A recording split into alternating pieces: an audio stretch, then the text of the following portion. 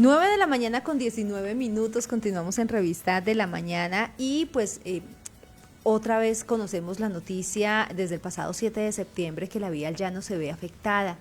y siempre nos preguntamos, pero ¿por qué? ¿Qué está pasando en la vía? ¿Cuál es el inconveniente que se generan estos derrumbes constantemente?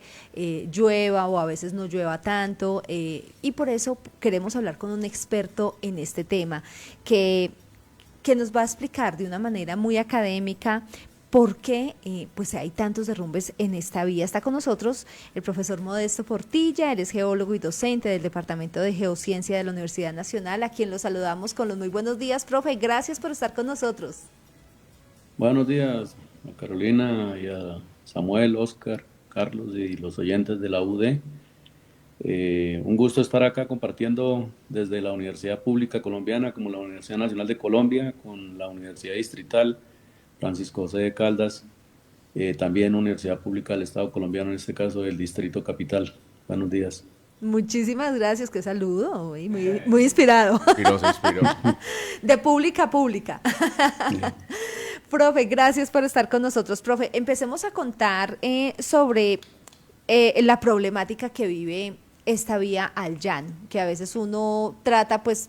desde el desconocimiento como entender, será que llovió mucho, por eso se vino el derrumbe, pero constantemente pasa y hay más de 90 puntos críticos. ¿Cuál es la razón de estos derrumbes en este principal corredor del país? Bueno, para entender, digamos, por qué ocurren y no echarle la culpa al mal llamado invierno, porque el invierno pues se da es en las latitudes medias, por allá en Europa, en Estados Unidos y en el sur, aquí en Argentina y Chile. Ayer fue el equinoccio y cambiamos de estación. Pero para explicar estas cosas, para que se entienda desde los oyentes y los que nos están viendo por este canal, el planeta Tierra se formó hace 4.500 millones de años. Con el tiempo, en los últimos 60 millones de años, se más o menos estableció el paisaje que vemos hoy en día. Con la tectónica de placas, las montañas se formaron, pero además de eso, el Sol, que es el que nos da toda la energía y que mueve todo el sistema terrestre, también estaba ahí desde esa época. Y en los últimos 1,5 millones, 2 millones de años, hasta 5, dicen algunos, el movimiento de las masas de aire que genera las lluvias, la sismicidad, el hecho de que acá en la cordillera oriental hubo hielo hasta hace 11.700 años, ahora 11.700 años, cuando se fundió ese hielo, se retiraron los glaciares, pues dejan una serie de depósitos que es como cuando uno coge una botella de miel y la deja vertir sobre un plano inclinado, entonces eso queda ahí como untado, recubriendo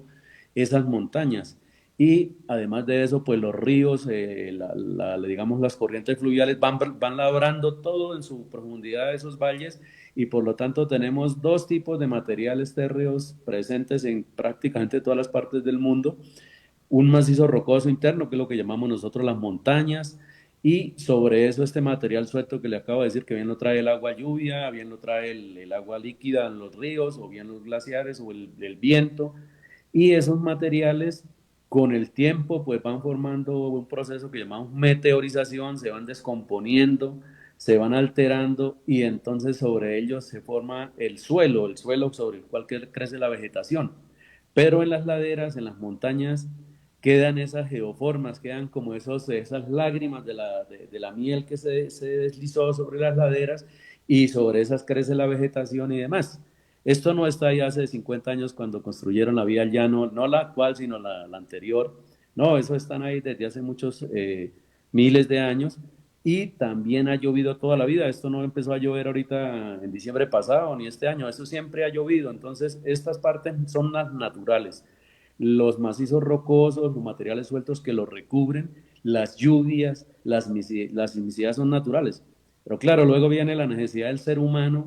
de abrir sus vías de comunicación para transportarse ellos mismos y para transportar los productos. En este caso, lo que traen desde el llano, en general la parte oriental de Colombia, hacia los centros de consumo, que estaríamos aquí en la cordillera oriental, en la parte alta. Por esa razón, pues abren la vía por donde los ríos ya le dijeron, por donde están los centros urbanos, o sea, por los valles de los ríos, casi siempre pegado a los ríos o a los drenajes. Pero hay un momento en que tiene que empezar a subir. Y en esas subidas, cuando abren las vías, esa lágrima que ha bajado, la de la miel, que en este caso son materiales arcillosos, como se ven por ahí en las imágenes, esos materiales cuando les llueve se mojan y tienen una particularidad en esta zona de Chipaque que atrapa el agua y se forma lo que conocemos normalmente nosotros en el campo como barro, con algunos bloques de material rocoso grandes, típicos, digamos, de los depósitos glaciales en esta zona de la cordillera oriental, en la parte alta, entre Caquesa y aquí el Boquerón. Entonces, cuando abren las vías, cortan esa lágrima de miel que por dentro tiene agua y entonces el agua sigue yéndose por ahí, que le queda más fácil y comienzan los procesos como este que se presentan cuatro carriles desde hace unos 10 años, porque en el 2014 empezó esta desestabilización, luego en el 2017 otra vez, efectivamente cuando se presentan lluvias más intensas en Colombia, pues se dan estas desestabilizaciones, pero no es porque llueva, es porque pues, no se estabilizaron esas zonas antes de haber abierto las carreteras, no se estabilizan como está escrito y visto en la lógica y el sentido común, y además de eso en la parte técnica, o sea, los que estudian ingeniería, los que por alguna razón estudiamos geología, pues sabemos eso, pero por alguna razón no se implementan y entonces se estabilizan esas laderas, sobre todo ahora que abrieron estas vías con unos cortes impresionantes, porque la gestión de 40, 50 años estaba para los carritos que pasaban por ahí, los 350, los Ford, los Piraguas, y ahora pasan, son mulas de 40, 50 toneladas, entonces pues tenemos lo que se está viendo hoy en día, no hoy, sino hoy es uno de los tantos, ¿no? Porque esto viene hace por lo menos 10 años en todo lo que es la carretera Bogotá-Villavicencio. Y lo peor ahí, para que más o menos ir dando otras ideas, va a seguir pasando. Fíjese que ahorita se cayó esto ahorita en estos días, ¿cierto? Cuando en teoría todavía no ha entrado la segunda época de lluvias intensas en Colombia, que viene ahorita en octubre y noviembre, cuando además de eso como que viene una disfrazada de niña, o sea, un poco más de lluvia de los normales, de las lluvias que caen normalmente. Entonces, para entender esto que me pregunta Carolina, es eso, si no entendemos eso, pues le vamos a seguir echando la culpa a procesos que no son naturales, que es la apertura de las vías, digo yo, sin tener en cuenta la parte técnica para que no se desestabilicen. Usted va a cualquier otra parte del mundo, va en países serios y esto no pasa. Tremenda reflexión que usted nos hace, profesor, y el seguimiento que usted le ha hecho a estas vías. Usted nos explica muy bien que es una cordillera joven, todo muy bien explicado lo que usted nos cuenta, pero quizás, aparte de la intervención humana de que se abrieron vías sin la previa estabilización, hay quizás alguna intervención humana también, aparte de esa que le comento, que tenga que ver quizás también con estos derrumbes.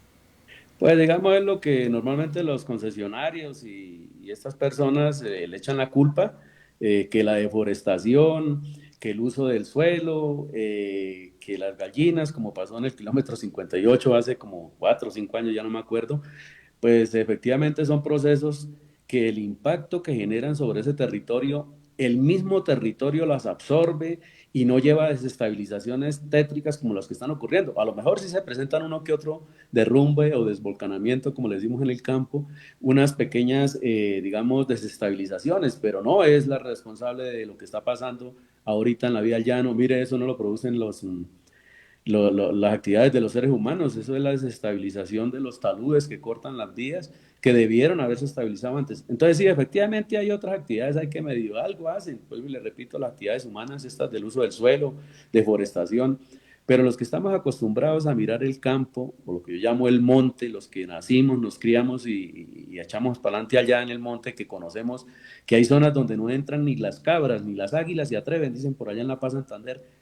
y se presentan este tipo de desestabilizaciones, o sea, realmente pues son procesos en zonas donde no hay actividad humana, entonces uno no puede decir y comparar una hormiga, que en este caso sería la actividad humana extra a la que ocurre normalmente, con las desestabilizaciones que producen las obras de la ingeniería, que son como los elefantes, o sea, no puede uno comparar una cosa con otra ni echarle la culpa a esas actividades mínimas que, vuelvo y le repito, la naturaleza por sí sola y el uso del territorio que hacen los campesinos, las comunidades que habitan esas regiones, pues no son las responsables de estas desestabilizaciones. Sí ayudarán algo, pero nada que ver, digamos, de 1 a 100 por ahí uno o dos, y el resto es las obras de ingeniería que no se hacen adecuadamente, desafortunadamente, aquí en nuestro país. Profesor Modesto, aquí no se trata como de echar culpas, pero sí de hacer ¿no? un análisis juicioso acerca de este comportamiento desde el punto de vista geológico. Usted ya nos lo ha aclarado de la mejor forma, en términos muy prácticos para conocimiento y entendimiento de nuestros oyentes y espectadores, pero yo quisiera de pronto ahondar en el tema de la circulación de vehículos de carga Ujú. pesada, porque si por ejemplo lo ponemos en términos de Bogotá, vemos podría decir, que en algunas oportunidades ese desgaste de las troncales o vías de circulación de todo tipo de vehículos, pero donde están estas rutas alimentadoras, por ejemplo, esa pesadez de los vehículos a veces genera como ese desgaste. Para el caso, ya poniéndolo en términos de esta vía de conexión de Bogotá hacia el llano,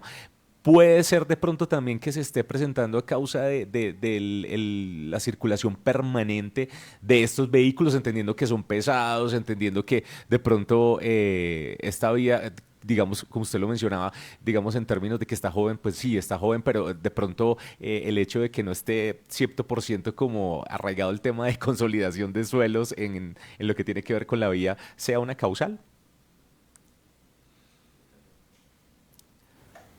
Profesor, se nos fue un Se nos momentico. fue un momentico. Oiga, cómo estaba interesante esta charla. La Sí, verdad es se que nos fue sí, la señal un instante. sí, sí, sí, porque sí, la verdad, 9:31 sí nos parecía muy importante este análisis que estamos teniendo acerca de, pues, de estos derrumbes que realmente ayer, Carito, más adelante, pues que vamos a ir con el informe con la ministra de Transporte, María Fernanda Rojas, realmente, pues ella explicaba y es válido, no es un tema de 2 años atrás, sino de hace más de 10 años y eso pues por supuesto le ha correspondido a otros gobiernos, pero ya tenemos al profesor Modesto, no sé si me alcanzó a escuchar la pregunta que le hice para Sí, que la pudiera responder. sí, mire, es excelente digamos, el ejemplo que usted coloca y, por ejemplo, acá en Bogotá, aquí en la zona plana, ya no le pongamos pendiente a esto, en la zona plana, aquí en la sabana de Bogotá, usted va por cualquier calle de estas de los barrios normales donde estaba diseñado y todo el pavimento, todo para tránsito de vehículos livianos, de los normales vehículos, y de pronto se establece una ruta para los transmilenios de estos pequeñitos, los alimentadores, no voy a poner los grandes, porque pues, los pequeños. Y ahora cuando empiezan a pasar ahí, como pasa allí en la calle 45, ahí arriba de la Universidad Nacional, usted va y mira y eso, y a los 2 meses eso se volvió una tronera ahí en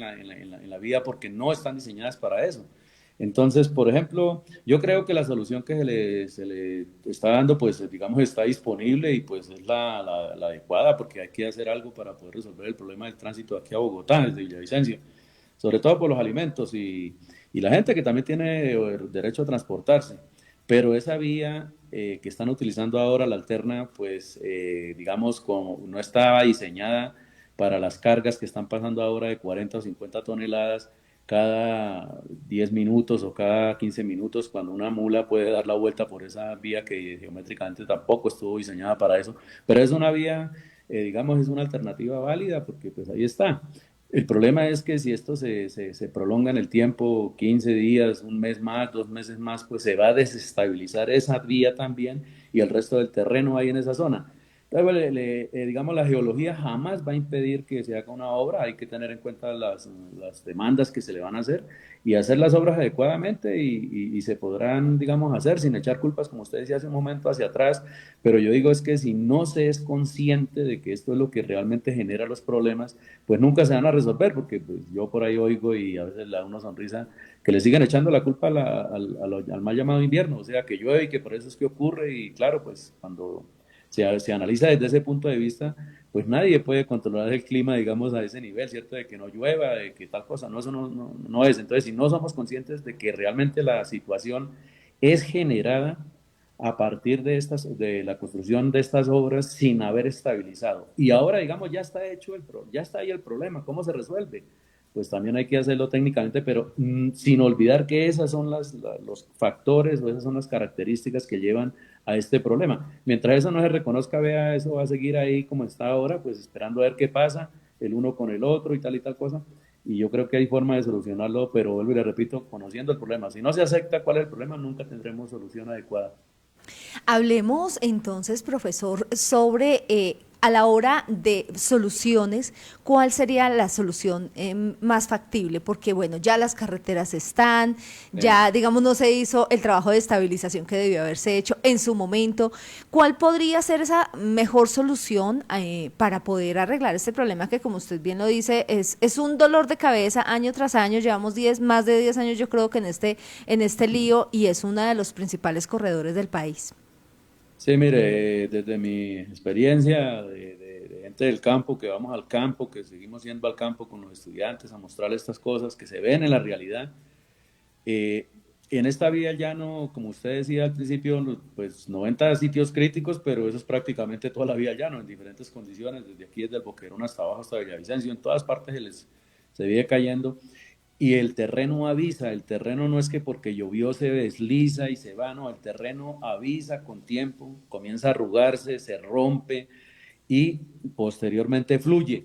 se va, digamos. Entonces él avisa, y personalmente considero que si se estableciera por parte del concesionario y del gobierno, porque aquí son del gobierno del Estado colombiano, aquí ambas cosas deben estar involucradas, de un grupo de personas de geología, de geotecnia, de ingeniería y muy especialmente de gente de la región, que son los que más saben de estos problemas a nivel mundial, son los que habitan el territorio, los que toda la vida han estado ahí, saben cómo se comporta, y se identifiquen en esos recorridos permanentes, porque es que aquí los problemas son cada 2 por 3, en esos recorridos de observación, de análisis, se identifiquen previamente los problemas para que se hagan las obras de estabilización también, digamos, casi que como ahorita está ocurriendo, de emergencia, para atender rápido el problema, pero ojalá que antes de que ocurra, básicamente pues es mirar dónde se está pasando esto. Aquí el factor principal ya, digamos, dentro de la parte natural es el agua, el agua subterránea principalmente, que es la que desestabiliza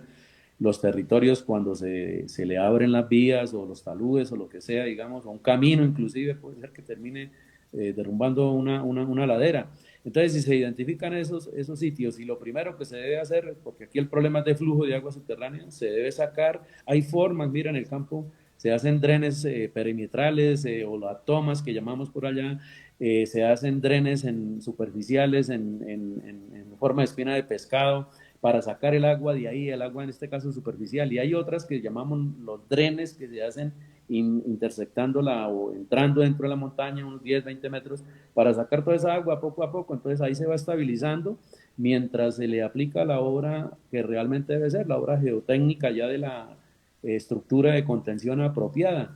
Pero bueno, yo digo que esto vamos a seguir así porque es que desafortunadamente esto requiere inversión de recursos en tiempo, personal y económicos. Y como hemos visto en estos 20 días que ya ese problema, pues ninguno quiere asumirlo, ¿cierto? Ni el concesionario, y pues ya oímos ayer a la ministra diciendo que no hay plata tampoco en el Estado colombiano, entonces que se van a reunir con el ministro de Hacienda a ver si de pronto hacen una declaratoria de emergencia y con eso se consiguen los recursos para ver si se atienden estos problemas. Las soluciones están, se pueden hacer, ya está el problema. Esto no es que entonces sigamos así, esperemos a ver qué pasa cuando la naturaleza estabiliza eso, no. El ser humano tiene la capacidad, la ingeniería colombiana tiene la capacidad, tiene el conocimiento, aquí hay gente que sabe de esto, vuelvo y repito, sin olvidar a las comunidades, y se pueden establecer esas conexiones, sacándole el agua. Y además de eso hay otra solución que utilizamos en campo que llamamos los trinchos de madera, que son, en este caso no se pueden colocar estaquitas como hacemos en el campo, sino tocan vigas de madera de 10, 20 metros e hincarlas en líneas horizontales a diferentes niveles, desde la parte de arriba de la carretera hacia arriba, para que eso se tenga ahí y sacándole el agua se estabiliza. Y luego sí se va quitando la parte de abajo, pues ya se fue el problema, para quitar ese material y abrirle nuevamente la vía al tránsito de los vehículos. Hay formas, repito, esta es una solución, digamos, de emergencia, de rapidez, pero ya cuando es con técnica y todo se hace previamente, se puede lograr estabilizar estas vías antes de que ocurran los problemas. Pues muy buena sugerencia que usted no, que usted da, y desde la academia poderlo lograr. Una última pregunta y rápidamente, profesor.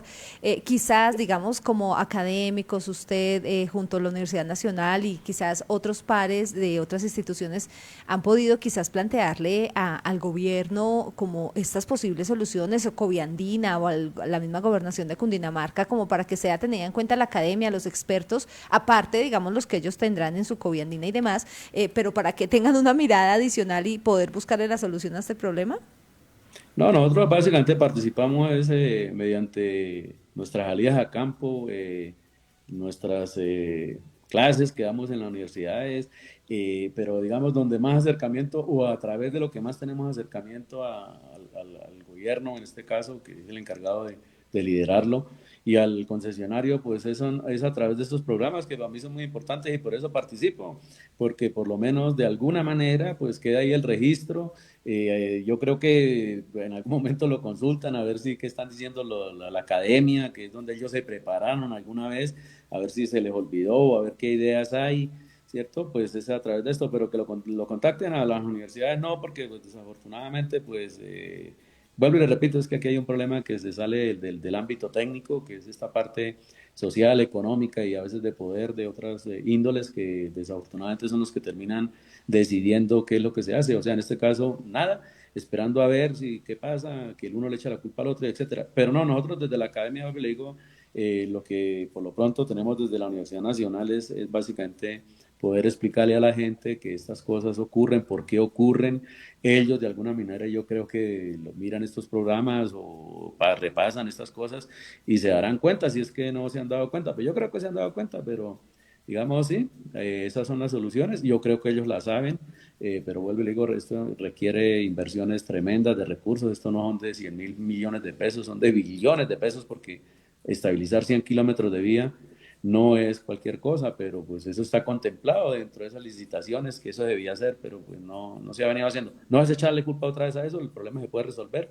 con la participación del concesionario, con la participación del Estado colombiano. Por supuesto, formamos parte del Estado colombiano las universidades, como la distrital, como nosotros, la nacional,